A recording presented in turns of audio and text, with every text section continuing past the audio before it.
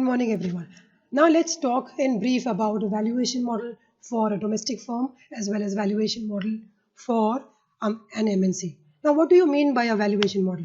Valuation of a company means the net worth of the company or the price at which the company can be purchased by an external party or the price at which the company can be sold by the existing owners. So, how do you arrive at this valuation? Now, when we talk of the valuation model for a domestic firm, then we need to take the summation of expected cash flows at different points in time, and we need to use the weighted average cost of capital as a denominator, and we arrive at the valuation of the domestic firm. So here, when we talk of the formula, B is equal to summation of expected cash flows at different point in time divided by 1 plus K. K means the cost of capital at different point in time. So this will be the simple formula for calculating the value of a domestic firm. But now, the moment we are given a task to calculate the value of an international firm, the complications increase or enhance. Now, when we want to calculate the valuation of a company working in different locations or different countries, then our expected cash flows will be calculated with the help of expected cash flow in that foreign currency to be multiplied by the expected spot rate between the pair of currency between that currency and your currency. And this is how individual cash flows need to be calculated. Now, once we are done with this, we'll do a summation and then we'll use the cost of capital as a denominator in order to arrive at a value.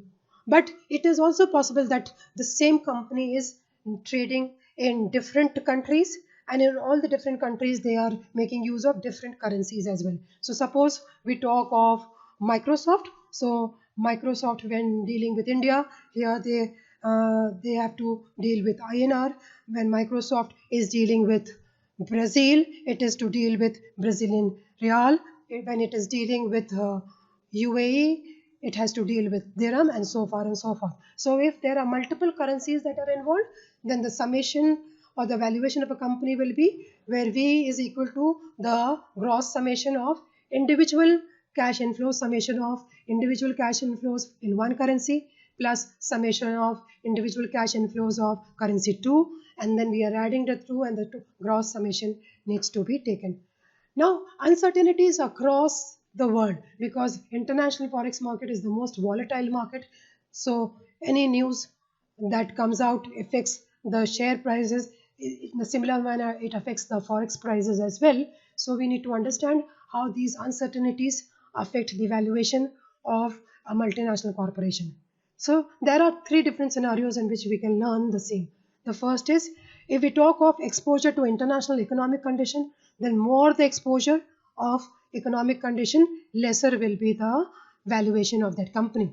Because here it means that more the exposure means greater the risk that the company is exposed to, and as the risk quantum is high, the valuation of the company, the expected valuation of the company comes down. The second scenario can be exposure to international political risk. So international political risk means that the ruling party, the political ruling party in the country is not stable, and there the switch of the political rights is taking place very frequently or very often.